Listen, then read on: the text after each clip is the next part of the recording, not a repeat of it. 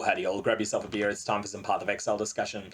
We've had the 3.17 Atlas for a couple of weeks now, and I think it's time to go through the nodes that have overperformed player expectations going into this league. So a lot of us predicted what we thought was going to be really good on the Atlas, and some of those things have held up, some of them haven't been quite as good as we thought they'd be. However, there's been a number of nodes that were widely dismissed that have been better than people expected. So I'm going to go through some of my picks of those. It's not necessarily going to be absolutely definitive, and I'm sure that there will be suggestions in the comments down below as to other ones that people have thought have been better than expected as well. Firstly, I wanted to call out Planar Tactician. So Planar Tactician has turned out to be the best way to get yourself access to the unique map Doriani's Machinarium. Doriani's Machinarium is a very rare drop that comes from Ahutotli the Blind. It's actually not that rare a drop from Ahutotli, but Ahutotli is a pretty rare boss and requires you to go into the Delve Mines. If you're in solo self-found and you want to get Doriani's Machinarium done, there is no question, you must allocate Planar Tactician. It's just so much faster than messing around with the Delve Mines in order to find a whole bunch of Ahutotlis and eventually getting it. Once you've got a few of these comprehensive scouting reports, each one that you read has a reasonably good chance of getting you access to a Kirak mission that will send you into Doriani's Machinarium. And when you get one of those maps, fantastic.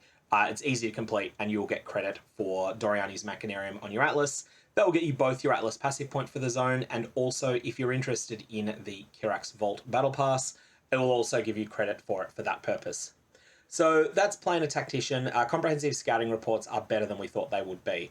This is not necessarily true of the other Kirak mission related nodes, which are sort of okay, but haven't outperformed expectations. I think a lot of us expected them to be middle tier, and they have been middle tier nodes. Take them if you want them, but feel free to skip them as well. The second node I want to call out is Trial of Glory. So this was very widely dismissed, including by myself when we first saw the Atlas passive tree. Like, oh, I'm not going to bother doing a Labyrinth trial just for an 80% chance to get an Offering of the Goddess and a 20% chance to get an elevated Offering of the Goddess. However, the ones that drop an improved Offering to the Goddess are clearly marked before you decide to go into the trial. So this means you will sometimes come across a little bonus in your map that says, hey, come and do this stupid annoying trial, and if you do it, we will reward you. Two of these are worth nothing in Trade League. They do certainly have some uses. The third one is worth 100 chaos at the time I'm recording this video. And so this means that every elevated trial that you find when you're running a map is basically a 35 chaos gift to you. You'll still need to go and do the trial, but the trials aren't very hard. Might take a minute or two, and you'll get yourself an average of about 35 chaos. If you're in solo self-found, this is going to be something that you'll take if and only if you care about the Labyrinth in some particular fashion. It does become pretty useful if you want to get the Belt Enchants, although Belt Enchants is something that are definitely at the higher end of solo self-found gearing. But if you've gotten yourself one of the top-end unique belts, or if you're really happy with your Darkness Enthroned, then definitely allocate Trial of Glory until you get yourself the Belt Enchant that you're looking for, and then after that, unspec it and never think about it again. Lastly, there is a challenge that ties to this. Endgame Grinds has a challenge to do 50 of the various Trials of Ascendancy in maps, and as a result, Trial of Glory's 4% increased chance to contain a Trial of Ascendancy will help you with that as well.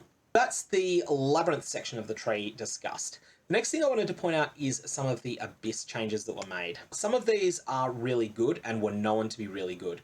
So I'm not going to call out Lightless Legion, which is about as good as people expected it to be, i.e. pretty good, but not a must-take. And I'm not going to call out Abyssal Army, which is amazing, as everyone expected prior to the league it would be. What I want to talk about is Awakened Depths. Now, Awakened Depths gives you double chance when you do have an Abyssal Depths to get a Lich, and 50% more chance to get an Abyssal Depths. Combining these two factors, it triples your chance of getting a Lich in your map. There's nothing particularly lucrative in the way of loot from these Liches. The reason that I'm calling this out is that there is a challenge in this league to kill Amanamu, Liege of the Lightless at monster level 81 or higher. So if you're running content that is monster level 81 or higher, taking Awakened Depths will triple your chance of getting a fight with Amanamu, and that is something that you definitely want to do.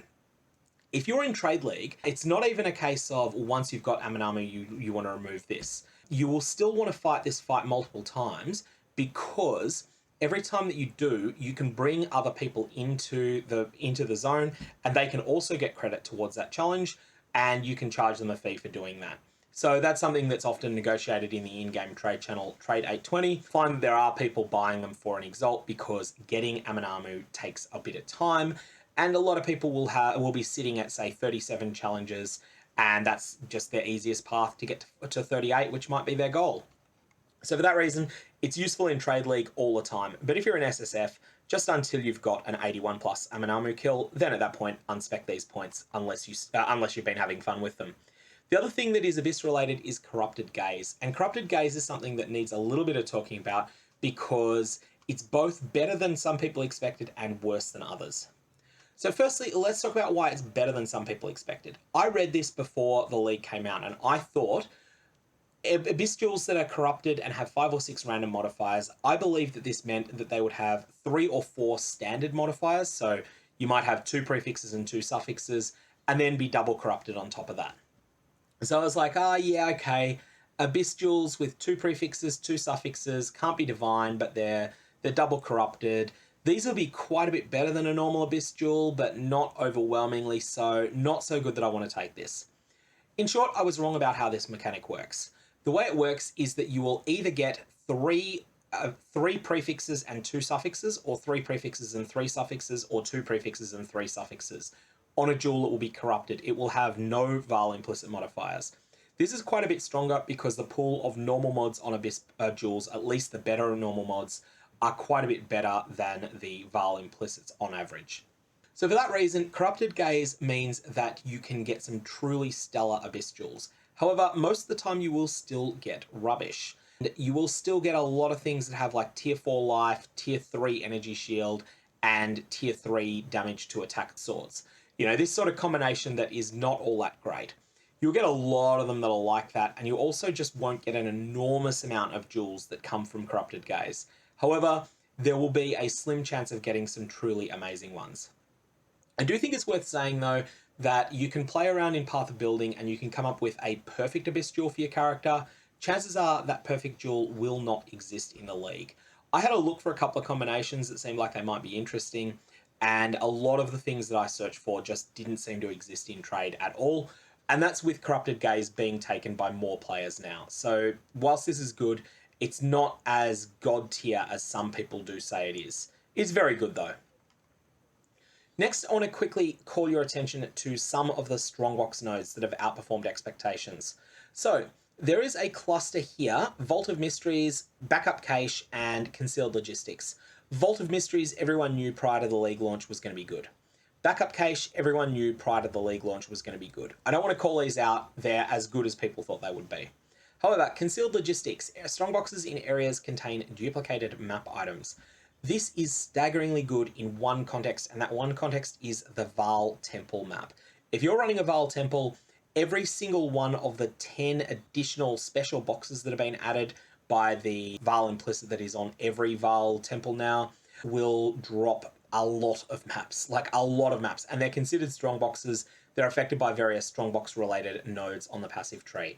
As a result, Concealed Logistics is just fantastic there. It's the difference between averaging maybe 3 maps per Vaal Temple that you run and averaging 5. It's kind of ridiculous, and you'll just get an enormous amount of maps. They'll also be 20 quality and corrupted and rare, so they'll already have been rolled for you. Sometimes you won't be able to do them, but they will be 20 quality corrupt rare, so they're going to be quite good often. Concealed Logistics massively outperform my expectations in the context of Vaal Temple specifically. If you're not running any Vaal Temples at all, then this is much less important, and even if you're taking Vault of Mysteries and Backup Cache, you can still feel free to skip these 3 points, but they do have that one amazing utility that I wanted to point out. The next thing that's Strongbox related that needs to be spoken of is secret operations. Strongboxes in areas have a 6% chance to be an operative strongbox. This was something we expected to be fairly good, and it has just been really good. It seems like these strongboxes average 6 scarabs in them, and whilst there seems to be a strong bias towards getting rusted scarabs, you will get both polished and gilded in some numbers from them. So basically, the operative strongboxes are at the better end of what we thought prior to the league start that they might be, and I've been very impressed with this node. Additionally, the small nodes here are great. 2% chance for strongboxes to be reopenable. That's really good too. This sort of entire cluster here is great. This node, tamper-proof, is quite optional. It is good in some contexts and it is bad in others, but it's about as good as people expected it to be before going into the league, so I'm not calling it out in this video.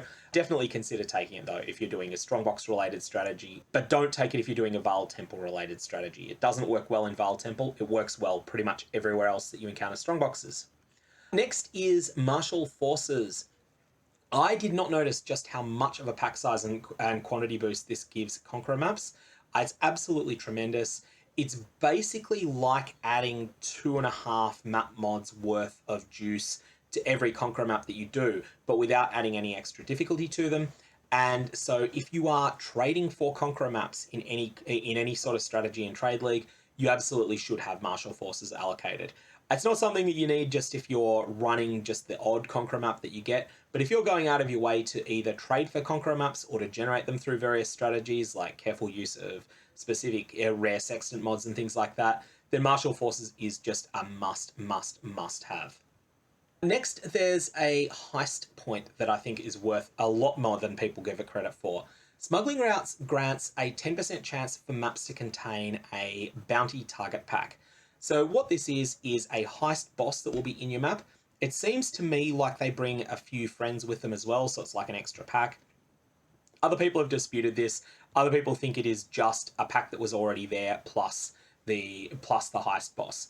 Whatever the case, it adds an extra mini boss onto the map that's pretty easily killed.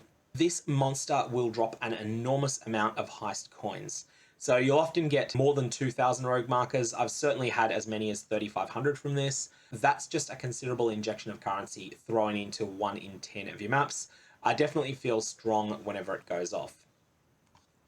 And the last thing I wanted to point out is a ritual-themed cluster. So this is only worth taking if you are otherwise investing in rituals, so you take an occult devotion, and maybe another notable on the tree like profitable prayers. But if you've done that, Sacrificial Due feels quite a bit better than it looks at first glance. So completing the final ritual in areas has a 10% chance to drop a blood-filled vessel. Apparently this is 10%. Everyone that I've talked to feels like it's much higher than 10%. We sort of suspect that it might actually be 25% at the moment that it's coded as, and it just says that it's 10%. Either that or my small sample size is just off the charts, but I've had something like 6 or 7 procs of this from maybe doing 20 rituals. That's why I think that it might be much more than 10%. In any case, every blood-filled vessel that you get will have a huge demand for it. Sacrificial Due is outperforming my expectations, but I can't guarantee for certain that that's not just due to me being lucky. So say I've had something like 6 or 7 of these proc from maybe 20 or 30 rituals.